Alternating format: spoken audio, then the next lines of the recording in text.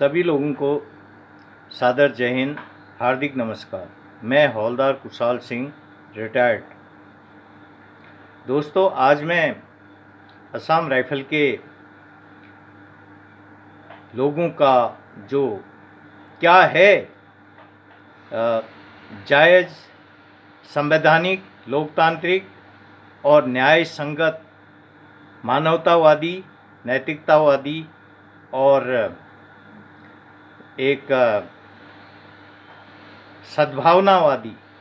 जो जायज़ हक असम राइफल के लोगों का, इसके बारे में चर्चा करूंगा। आशा है आप लोग इसे समर्थन देंगे और इस पे कमेंट्स,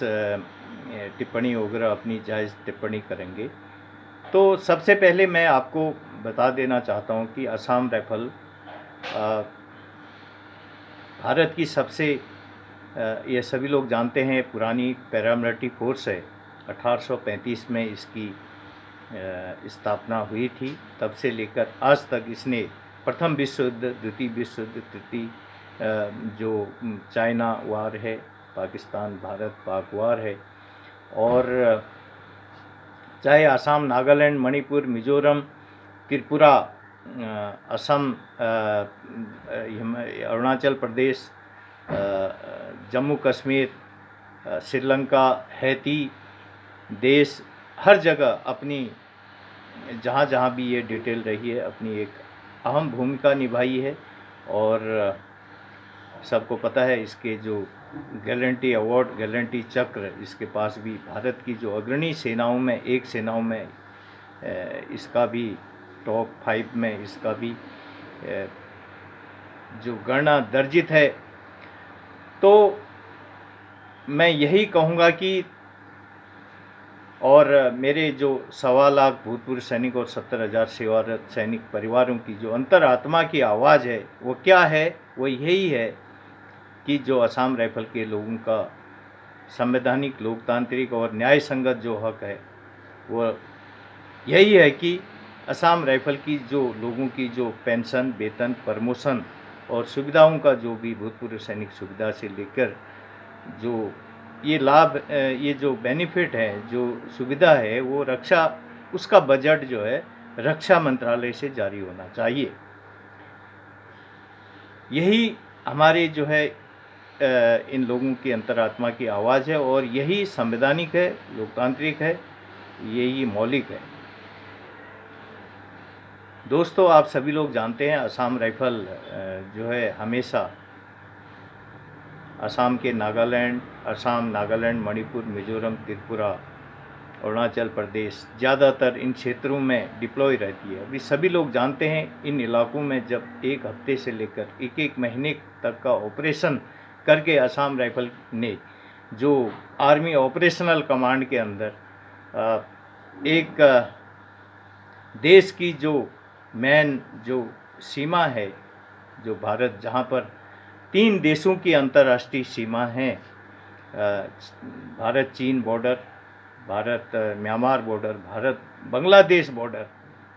इन 3 सीमाओं से जो भी आतंकवादी गतिविधियां होती है, उनको हथियारों की जो सप्लाई होती है, उसको जो है उन हथियारों को यहाँ आने के बाद आतंकवादियों को जो पकड़ के उनको जो है सज़ा देकर उनको वो जो हथियारों को पकड़ने की का जो इतिहास इसका रहा है, जो आतंकवादियों को जो भी कार्रवाई करके आतंकवादियों को जो भी मारने से लेकर उनको सही मुख्य धारा में लाने तक की जो जिम्मेदारी असम राइफल ने निभाई है, वो सभी लोग उसे जानते हैं। और इसके अलावा जो है भारत चीन बॉर्डर, जो कि अरुणाचल प्रदेश में ज़्यादातर असम और अरुणाचल प्रदेश का जो भारत चीन सीमा, जहाँ पर असम राइफल के 7 दिन से लेकर 21 दिन के पैदल पोस्ट हुआ करते थे, अभी थोड़ी बहुत सुविधा हो गई, रोडें चली गई, लेकिन जब हमारे समय में 7 दिन से लेकर 21 दिन तक के पैदल पोस्ट हुआ करते थे और -डिग्री टेम्परेचर में असम राइफल के लोग वहाँ पर देश की सीमा की, भारत चीन सीमा की रक्षा करते थे। तो और जहाँ पर उसी क्षेत्र में जो 1962-65 का जो भी युद्ध हुआ था चीन के साथ, वहाँ पे अभी जो भी असम मेमोरियल बने हैं उसमें सबसे ज़्यादा जो योगदान दिया है, जो शहीद हुए हैं, वो सबसे ज़्यादा असम राइफल के लोग हैं। और असम राइफल के लोगों ने ही वहाँ पर बहुत सारे वीर चक्र, शौर्य चक्र, कीर्ति चक्र और अशोक चक्र हासिल किए हैं। तो मैं यही, मेरा जो बोलने का तात्पर्य है कि Assam rifle army operational command, army जो ऑफिसर जनरल से लेकर, जनरल ऑफिसर से लेकर ऑफिसर तक जो भी असम राइफल जो कमांड करते हैं, मैं इनसे रिक्वेस्ट करूंगा कि असम राइफल के लोगों के जायज़ हक के लिए आप आगे आएँ, अपनी जो है असम राइफल के लोगों के जायज़ हक के लिए अपनी जो ज़रूरी भूमिका निभाएं। असम राइफल के लोग आप लोगों से आशा की टकटकी लगाए बैठे हैं। अब सभी लोग जानते हैं असम राइफल का 80 पहले तो 90 से 95% आदमी जो जवान थे वो लगातार दशकों, बीसियों तक जंगलों में संघर्ष करते हैं आतंकवादियों के साथ। असम, नागालैंड, मणिपुर, मिजोरम, त्रिपुरा की जो खतरनाक सांप, जोंक, बिच्छू, बारिश, जहरीले कीड़े और झाड़ी जंगलों की परवाह नहीं करते हुए असम राइफल के लोगों ने हफ्ते से लेके एक महीने तक के लगातार ऑपरेशन भी किए हैं और सफलता पाई है। असम राइफल के लोगों ने देश की उत्तर पूर्वी सीमा, जो कि पहले से बहुत पिछड़ा हुआ इलाका था, उसको मुख्य धारा में लाने और वहाँ के लोगों को मुख्य धारा में लाकर उसे देश की आम राज्यों की तरह उन राज्यों को बनाने में अहम महत्वपूर्ण भूमिका निभाई है। तो असम राइफल के लोग यही चाहते हैं, जो 1.25 लाख हमारे भूतपूर्व सैनिक, 70,000 सेवारत सैनिक परिवार यही चाहते हैं कि असम राइफल को, जब इसने देश के लिए इतना कुछ योगदान दिया है, देश के लिए इतना कुछ किया है, और तो इसका एक एक पॉइंट को ध्यान में देखते हुए इनके जो तो असम राइफल की जो सिस्टम व्यवस्था में सुधार और परिवर्तन किया जाए, तो असम राइफल को किसी न किसी हाल में रक्षा मंत्रालय के अंदर इसके इसको लिया जाए। असम राइफल को अगर संभव है तो इसको आर्मी बना दिया जाए। अगर ऐसा किसी हालत में संभव नहीं है तो असम राइफल का जो पेंशन, वेतन, प्रमोशन और सुविधा, जो भूतपूर्व सैनिक सुविधा इत्यादि की जो पॉलिसी है, जो बजट है, वो रक्षा मंत्रालय के अंदर डाल दिया जाए। भले इसका जो एडमिनिस्ट्रेटिव बजट है, जो इसकी गाड़ी खरीदने का है, राशन का है, कपड़े का है, जो इसका अन्य कंस्ट्रक्शन बजट है, ये भले ही आप गृह मंत्रालय के अंदर रखें, लेकिन जो ये लोग काम कर रहे हैं, जो हम लोग काम करते हैं, जो देश की रक्षा सुरक्षा में अपना जो महत्वपूर्ण भूमिका हम निभाते हैं, तो उस हिसाब से इसके साथ न्याय हो और इसको लोकतांत्रिक, संवैधानिक और न्याय संगत जो भी बेनिफिट है, जो पैसा है, जो मानदेय है इसका, वो दिया जाए। लेकिन उससे महत्वपूर्ण यह है कि इसकी जो सुविधा, जो व्यवस्था है, उसमें सुधार और परिवर्तन किया जाए। हम देश के जो प्रधानमंत्री जी हैं, उनकी भी जो सोच है अभी कि जो सुधारवादी और सोच है जो उनकी जो देश की एकता अखंडता के लिए जो सुधारवादी सोच है, उससे हम लोग प्रभावित हैं। वो एक उनकी सोच प्रेरणादायक है। तो अभी ऐसी सोच के जब देश के प्रधानमंत्री हैं, तब हमारी समस्या का समाधान नहीं हो रहा है, तो फिर कब होगा? इसलिए मैं देश के प्रधानमंत्री जी, देश के रक्षा मंत्री जी, देश के गृह मंत्री जी और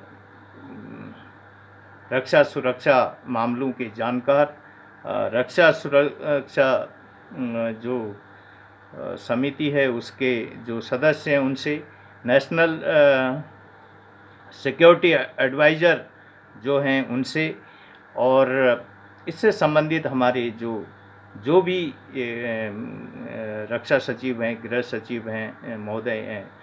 और हमारे डायरेक्टर जनरल असम राइफल, महानिदेशक असम राइफल महोदय हैं, सभी से मैं ये रिक्वेस्ट करूँगा कि असम राइफल के जो पेंशन, वेतन, प्रमोशन और सुविधाओं का जो बजट है, वो सबसे पहले रक्षा मंत्रालय के अंदर इसको लिया जाए, और एडमिनिस्ट्रेटिव बजट जो मैंने पहले बताया है, गाड़ी खरीदना,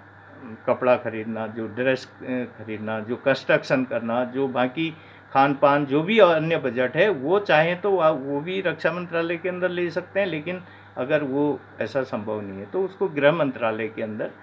उनको लेने दीजिए। लेकिन जो असम राइफल का पेंशन, वेतन, प्रमोशन, सुविधाएं, जो भी इसका रैंक, जो जायज़ रैंक का इसको अधिकार है, उसका बजट को रक्षा मंत्रालय यानी कि सेना, भारतीय थल सेना के साथ होना बहुत आवश्यक है। हम ये नहीं कहते हैं कि आप बराबर दीजिए, लेकिन मौलिक हक है, लेकिन आप जो संवैधानिक है, जो मानदेय है, जो पैसा है, जो वो दीजिए, जो संवैधानिक है, जो लोकतांत्रिक है, जो न्याय संगत है। देश का जो बर्डन तो पड़ेगा, लेकिन उस बर्डन को कैसे एडजस्टमेंट किया जा सकता है, वो एक एक चीज़ को ध्यान देते हुए